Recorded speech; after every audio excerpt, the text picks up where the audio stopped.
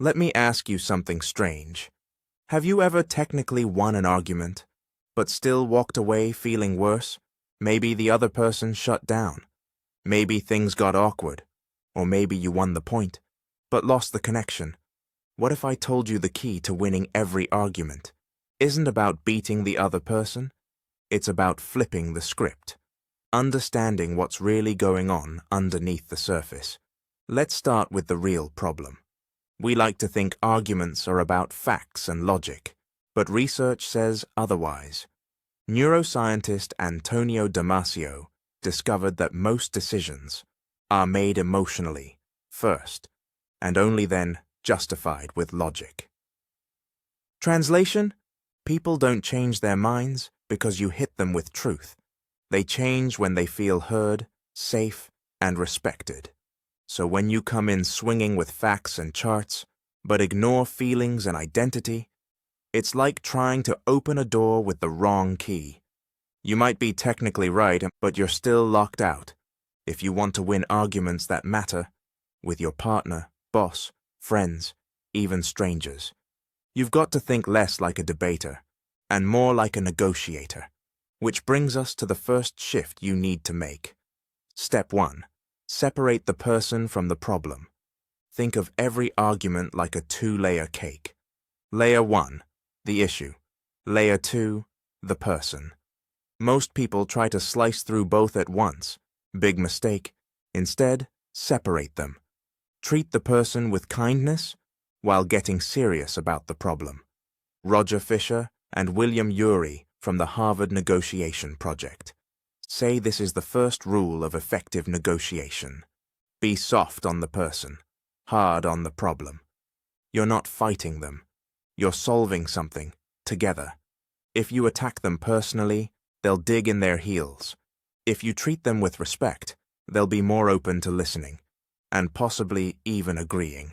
Even saying something as simple as, "I respect your opinion, I just see it differently," can change the energy of a conversation completely. But if you want to truly get to the root of conflict, you have to look deeper. Step 2. Ask why, not what. Let's talk about oranges. Seriously, 2 kids are fighting over one orange. Their parent, trying to be fair, cuts it in half. Classic move, right? Turns out, one kid wanted the peel to bake a cake, the other just wanted the juice to drink. They both could have had 100% of what they needed. If someone had just asked, "Why do you want it?" This is negotiation gold. Behind every demand is a deeper reason. What they say they want equals position. Why they want it equals interest. Most arguments get stuck on positions. You're wrong. You're being unfair. You always do this. Instead, dig deeper. Ask, what's important to you about that? Can you walk me through your thinking? What outcome are you hoping for? When you do this, you go from butting heads to building bridges. Now that you understand their why, how do you keep the conversation from becoming a battlefield? Step 3. Reframe instead of retaliate. Here's where most arguments explode. You hear something wrong or ridiculous, and your brain says, attack. But responding with "you're wrong" just triggers defensiveness. The other person doesn't reflect. They resist. Chris Voss, a former FBI hostage negotiator, says the smarter move is tactical empathy. Instead of pushing back, you gently guide the conversation. Try saying, "That's an interesting point. How did you arrive at that? Would you be open to a different angle? What would you say to someone who sees it this way?" These responses diffuse the tension and invite them into a more thoughtful space. Think of it like a mental judo throw. You're not overpowering them. You're using their momentum to steer the conversation. But when opinions clash, you'll need more than empathy. You'll need something objective. Step 4. Use fair standards. Let's say you're trying to agree on a budget. You want to spend less. They want to spend more. If it turns into my way versus your way, you're stuck. But if you both agree to base the decision on something fair, like industry benchmarks, past expenses, or neutral research. You shift the focus. Now it's not about ego, it's about evidence. This is what negotiators call objective criteria. It can be anything that feels neutral. Market prices, legal guidelines, expert advice, a trusted third party. Using standards removes emotion from the equation. You're not asking them to give in. You're inviting them to join you in finding what's fair. And fair is hard to argue with. Of course, the best way to feel powerful in any argument is to make sure you don't need it. Step 5. Know your BATNA. Best alternative to a negotiated agreement. It's the backup plan you bring before you argue. If the conversation falls apart, what will you do? Knowing your BATNA gives you quiet confidence. Let's say you're negotiating a freelance rate. If you have no other clients, you're desperate. But if you've got 3 more waiting, you're calm, unattached, in control. Having a strong BATNA is like having an emotional parachute. Even if things crash, you'll land safely. So before the next tough conversation, ask yourself, if this doesn't go my way, what are my options? And if the answer is none, make a few before you enter the room. But even with all these tools, some people just want to fight. So what do you do when they go dirty? Not everyone argues in good faith.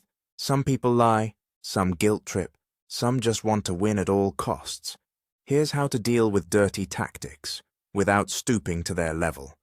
1. Call it out calmly. That feels like a personal dig. Can we stay focused on the issue? 2. Ask questions. If you were in my shoes, how would you see this? 3. Invite feedback. What do you think I'm missing? This takes the heat off. It shows maturity, and it puts the pressure on them to be more reasonable. Bonus tip. Use silence. Sometimes the most powerful response to an outrageous comment is none. Let the silence speak. Okay, so now you've got the tools. But what does it actually mean to win an argument? Here's the truth. You can win an argument and still lose your peace, lose trust, lose the relationship. So what does real winning look like? It looks like a mutual understanding, a solution both sides can live with, a stronger relationship on the other side of conflict. As Stephen Covey says in The 7 Habits of Highly Effective People, seek first to understand, then to be understood. Because when people feel heard, they become way more open to hearing you. And sometimes, the most powerful way to win an argument is not to argue at all. So let's recap. Separate the person from the problem. Ask why, not just what. Reframe instead of retaliate. Use fair standards. Know your BATNA. Handle dirty tactics with grace and redefine what winning means. Because the truth is, the smartest people don't just win arguments. They avoid the ones that don't matter, and win the ones that do, with wisdom, empathy, and skill. Thanks for watching BrainSpark Insights. If you found this helpful, hit like, subscribe, and share.